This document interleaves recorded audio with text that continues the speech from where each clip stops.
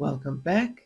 Today we are going to analyze A Chip of Glass Ruby, one of your 8 short stories, and since it's crunch time now, I hope that you stick around to the end, and if you do, I am going to introduce you to one of the habitual criminals in my house so that you can know who always video bombs us. As always, a quick summary. The story is about Mrs. Zanib Bamji. She's an Indian Muslim, and Nadine Gorder misspells it Muslim like that in the short story itself. She's a Muslim woman who wants to make a difference in the world. Her husband, Mr. Yusuf Bamji, and her 9 children live with her in their house. So they are 11 people living in their house. 3 of her children are named in the story: Jimmy, Ahmed, and Amina. And then there's also the 10th child, Gurli, who is her eldest, and she's married. She doesn't stay with them anymore. Then Mr. and Mrs. Bamji and their 9 children, 9 of the 10, they live in a 3-bedroom house with other African and Indian families in a poor neighborhood.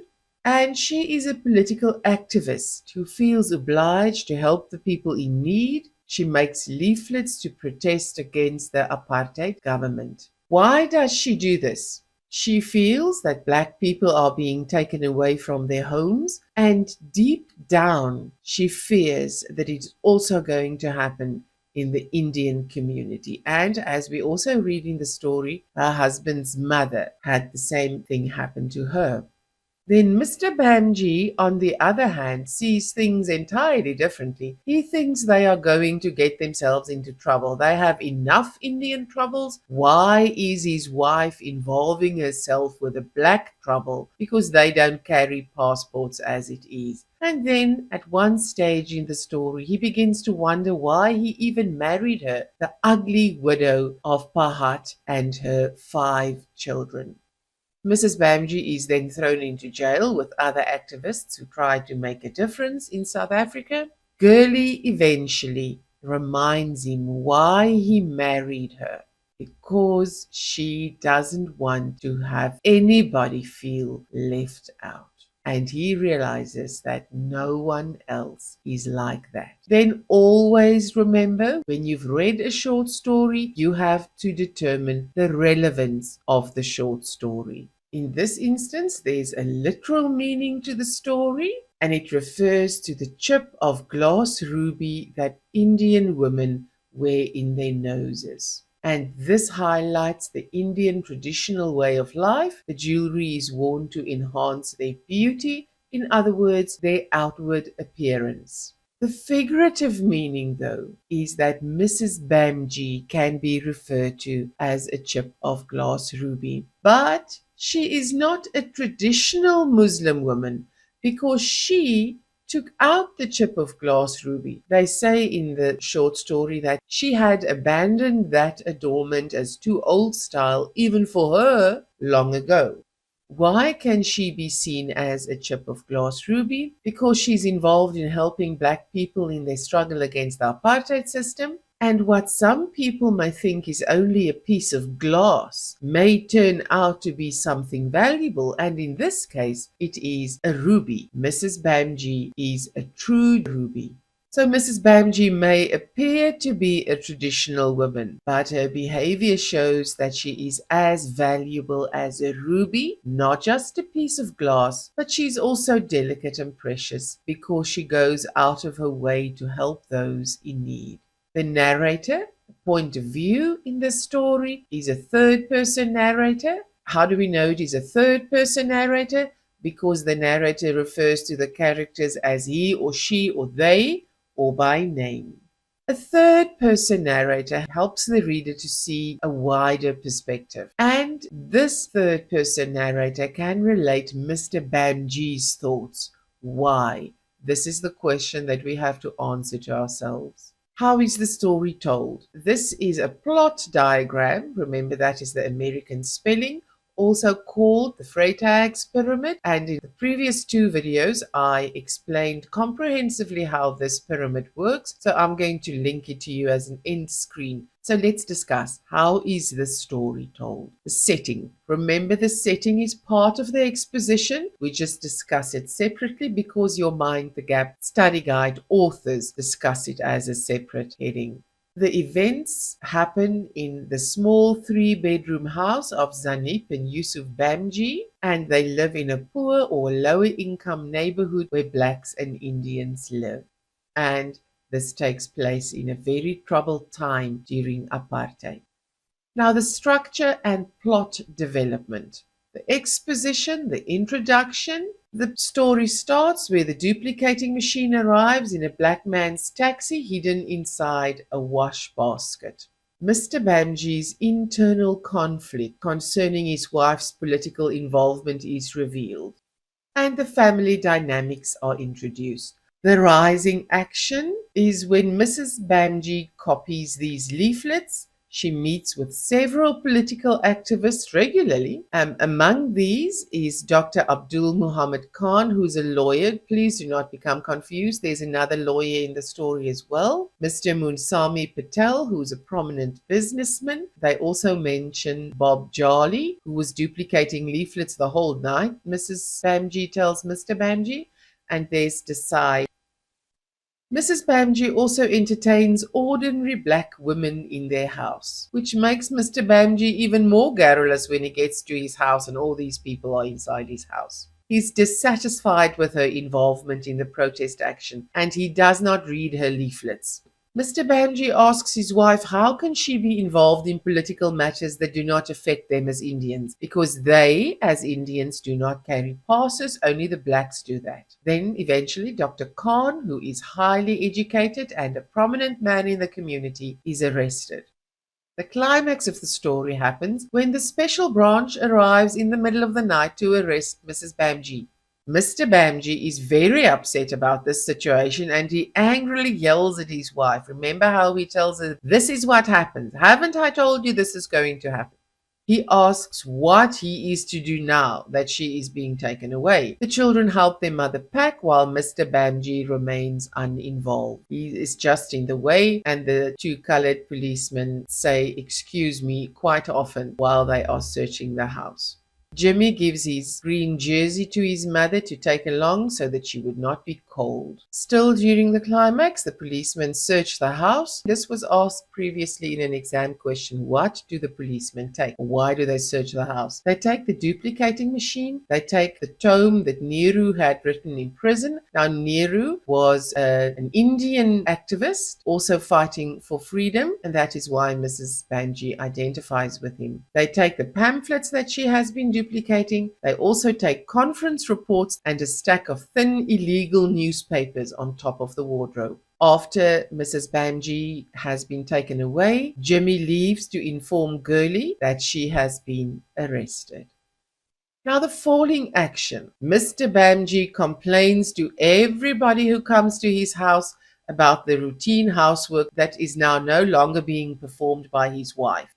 Jimmy and Gurley discover that their mother has been moved to a prison in Pretoria. Gurley visits her mother in prison and the children stay in their rooms most of the time. The author calls it their lair because it is the place where they feel safe. During the first weeks after his wife's arrest, Mr. Bamji does not speak of her at all. He rages on his own silently in his vehicle while he's doing his job. And then Mrs. Bamji starts to take part in a hunger strike in prison.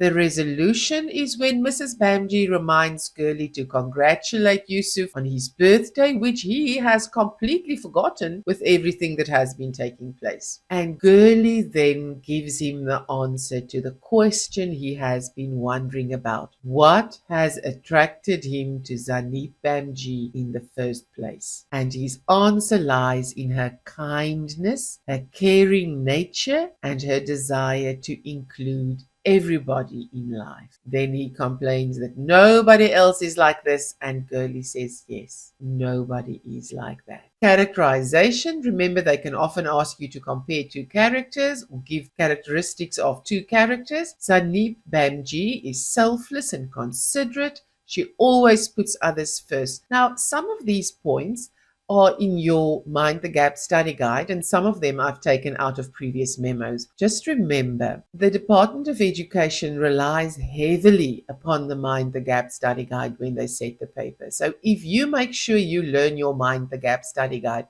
from which most of this PowerPoint is taken, then you will do well in your exam.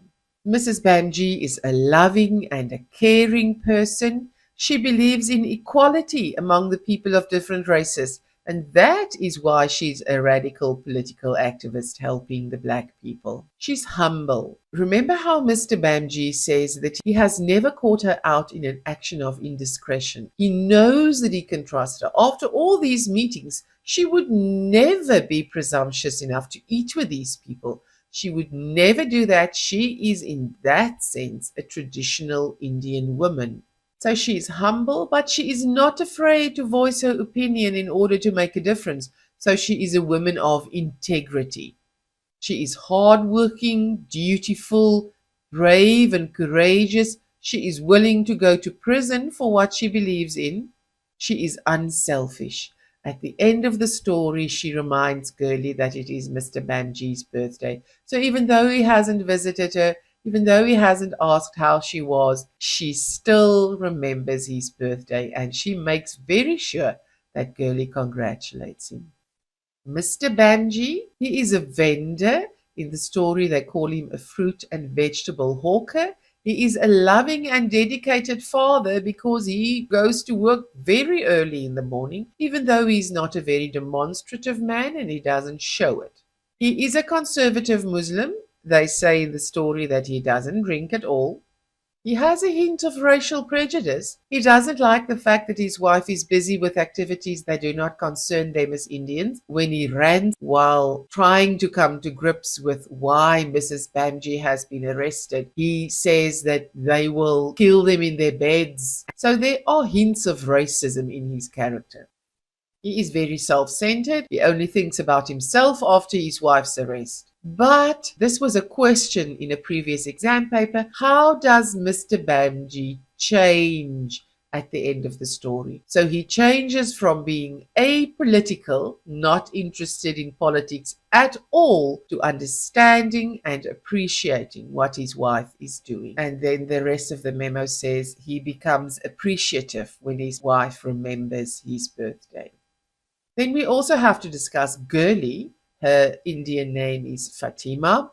She is Mrs. Bamji's eldest daughter. Her father was Pahat, who was deceased. She works in a factory. She is a very caring girl. She visits her mother in prison to offer her support. And in the end, when she comes to congratulate Mr. Bamji, he says that she has adopted a modern way of life. She wears Western clothes. She picked herself a Western name. She has short hair. She wears makeup. And she has what he calls a cocky little white girl's smile.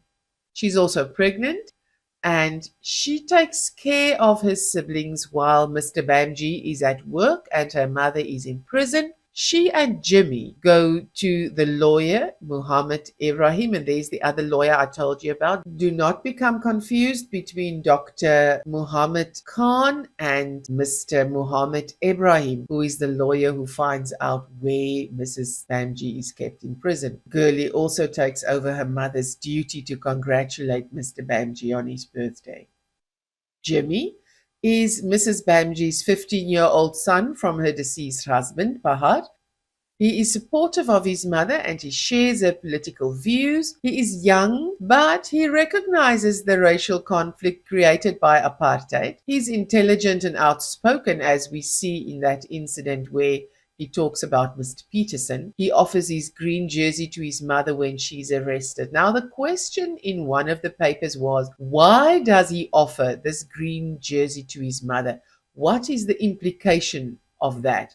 And the memo suggests two. They say that the family cares about one another, or they care about their mother and they wanted her to be warm, or another possibility was that they are poor and they do not have enough jerseys for everybody. That is why he gives his mother his jersey. Mr. Peterson, he is the colored teacher who ridicules Ahmed because of Mrs. Bamji's arrest. He is portrayed as a conservative colored man who accepts the Group Areas Act. The Group Areas Act was about the separation of racial groups into separate parts of society. They would just move people into different areas so that they could be segregated. He symbolizes the apartheid system of education, which sought to instill values of racial segregation. And Jimmy has such good insight into his character. Jimmy is of the opinion that it is his black blood that's brought him trouble all his life. That is why he's against Mrs. Bamji's actions. And he doesn't want everybody to be the same, because if they are, that takes away from him his bit of white blood. That's all he's got. And this is the comment made by a very insightful and intelligent Jimmy. Some of these themes are in your Mind the Gap study guide. One or two come from previous papers. And if a theme has been asked from the study guide, then the memo was exactly what the memo in your study guide was. So that is why I honestly encourage you to make sure that you learn your Mind the Gap study guides. So first of all, the theme of sacrifice. Mrs. Bamji thinks of others and she takes risks to help these people. She puts herself in danger of being arrested, printing anti-apartheid material on the duplicator, and having meetings in her house, as we said, with prominent activists and with black women. She is willing to sacrifice her family's well-being for the struggle for liberation, and she leaves behind her young children and her husband, which should indicate to us how very passionate she was about people being treated the same. When she is in prison, she goes on a hunger strike, even though it is detrimental to her health. And Mr. Bamji doesn't stop his wife from having meetings at their home. It's easy to criticize Mr. Bamji because he is self-centered and selfish, but he doesn't stop her, which is also a sacrifice on his part. So please remember that one when you talk about sacrifice. And then Jimmy and Girlie also sacrificed. They sacrificed their time at first when they went looking for their mother, and eventually they went to Mr. Ibrahim to find out where she was, and then Girlie visits her regularly in prison. The theme of change. Mrs. Bamji's behavior changes the family, definitely, when she's arrested. It changes the country and it changes the system. I put a question mark there because you have to determine for yourself to which extent does she change the country and the system. Does her part as an individual make any difference? Or is it the little parts contributed by each individual who feels passionately about this, who eventually brings about change? One small person, to which extent can one small person bring change? But if nobody is willing to sacrifice, will change ever happen? Mr. Bamji changes, hopefully, when he understands what attracted him to Mr. Bamji. The story stops at the end when he gains insight, but we would sincerely hope that he goes to visit his wife now. The theme of commitment.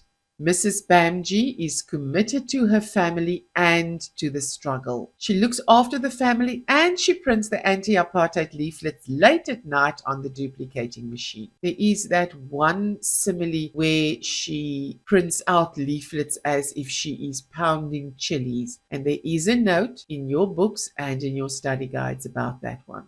After her arrest, she goes on a hunger strike, which further shows us her commitment to the struggle. The theme of discrimination or racial prejudice.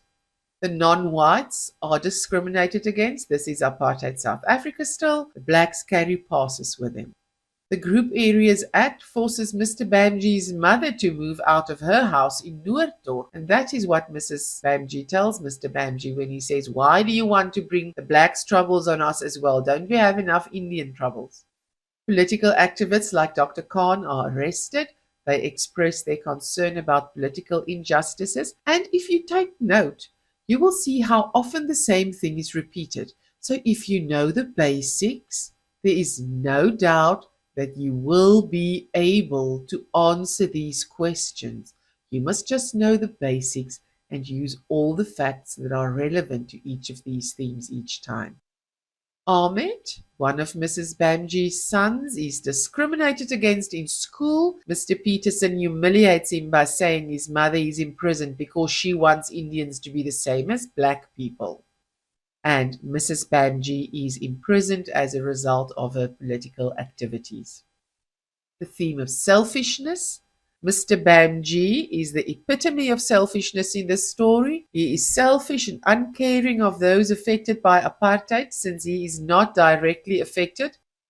He is not concerned about the effects of apartheid, unlike his wife, who honestly wants people to be treated equally. And he only thinks of himself. Mrs. Bamji's arrest is her own fault. He makes no attempt to find out where she's been taken to or to even visit her in prison. And he doesn't even comfort the children when their mother is arrested. They stay in their rooms, in their lairs, and he just goes to work and comes back. He feels sorry for himself and he acts the victim in front of visitors.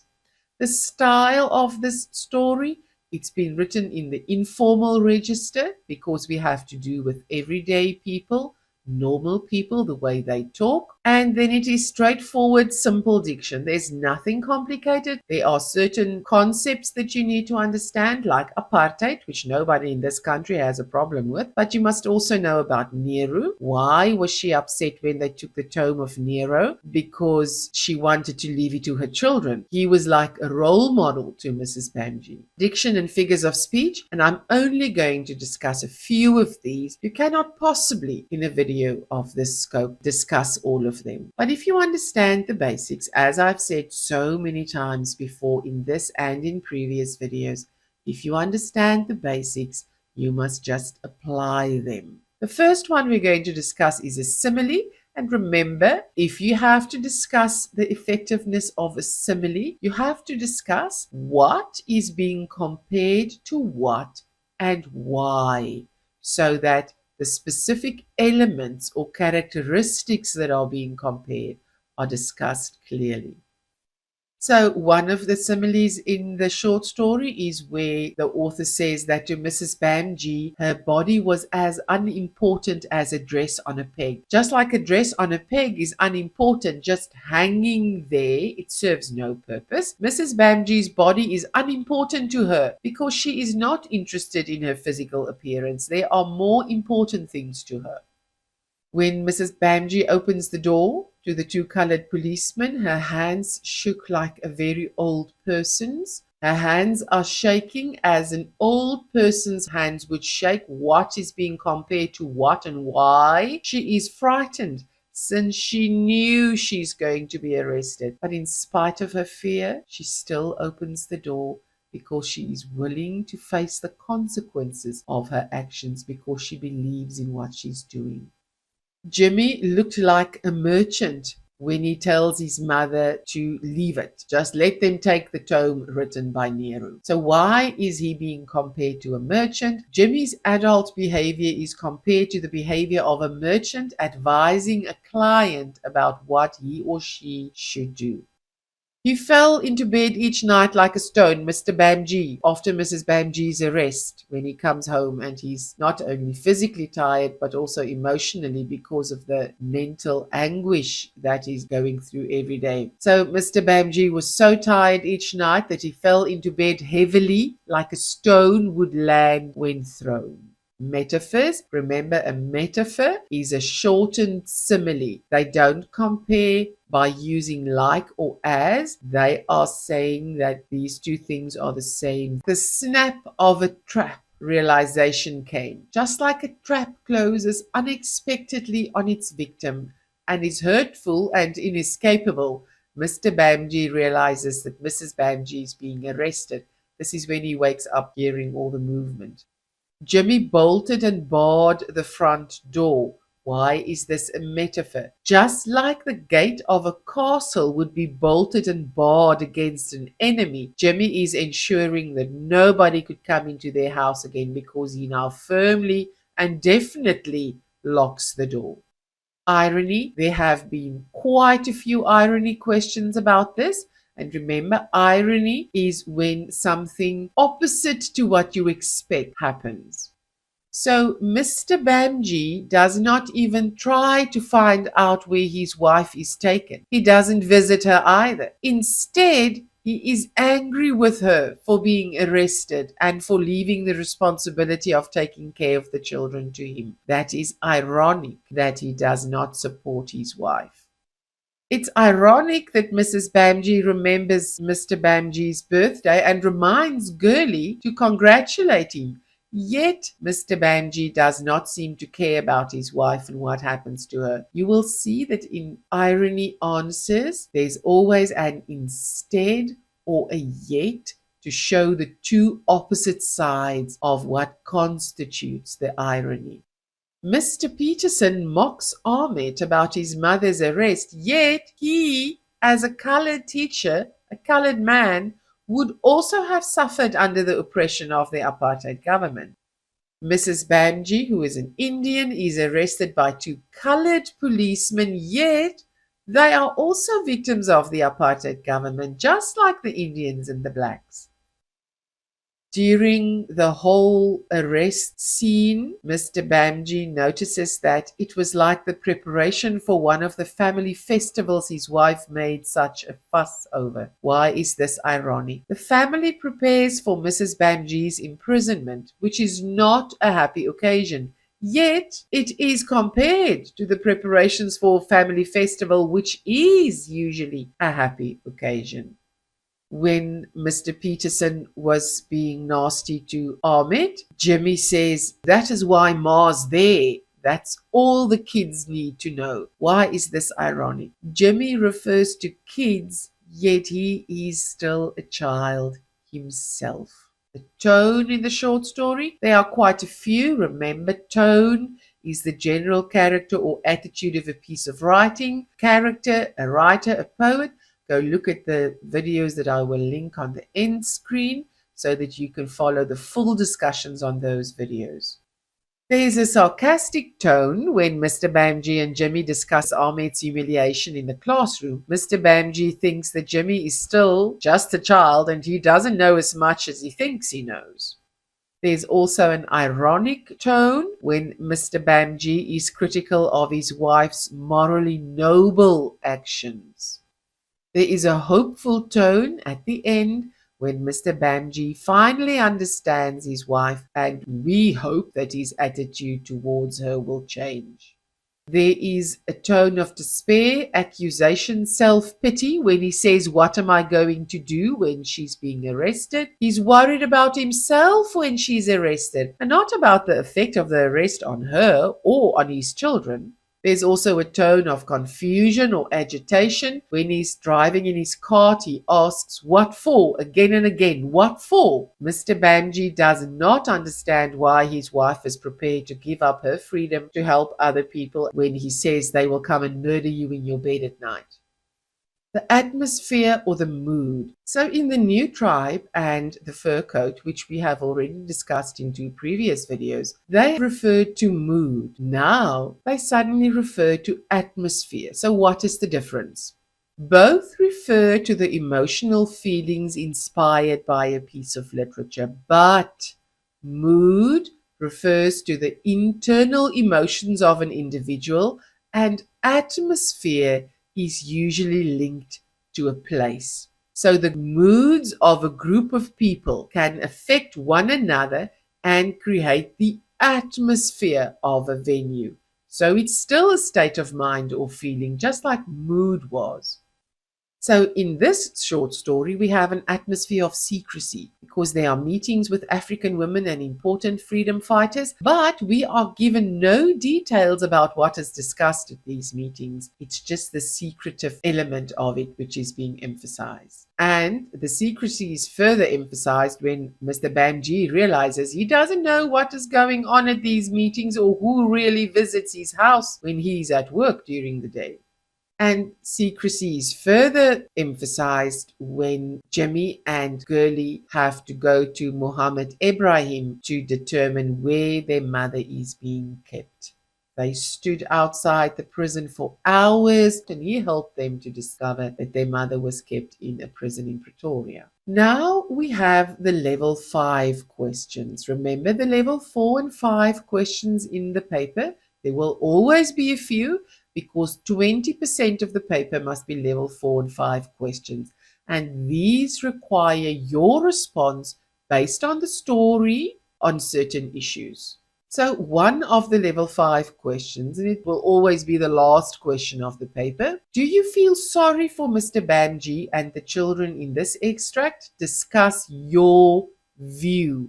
And remember, the chances of getting full marks by either just agreeing or disagreeing with a statement are slim, so it is better if you interpret the question from both sides. If you said yes, you could have said, the reader has sympathy for Mr. Bamji, who has been left with the household responsibilities of a woman. The children are left stranded without a mother. Jimmy and Gurley are left outside the prison for hours only to be informed that their mother has been moved to another prison. If you said no, you do not feel sorry for them, you could have said Mr. Bamji could have supported his wife instead of distancing himself from her activities. The children were irresponsible to wait outside the prison for such a long time, and the children were too young to be involved in politics. They shared the same political views as their mother. You would probably have said, no, you don't feel sorry for Mr. Bamji, but yes, you feel sorry for the children. As long as you remember, if a question counts 3 marks, you have to mention definitely at least 3 points. And if a question counts 4 marks, you have to mention at least 4 points. So make sure that you have a well-discussed answer, and then you will get full marks.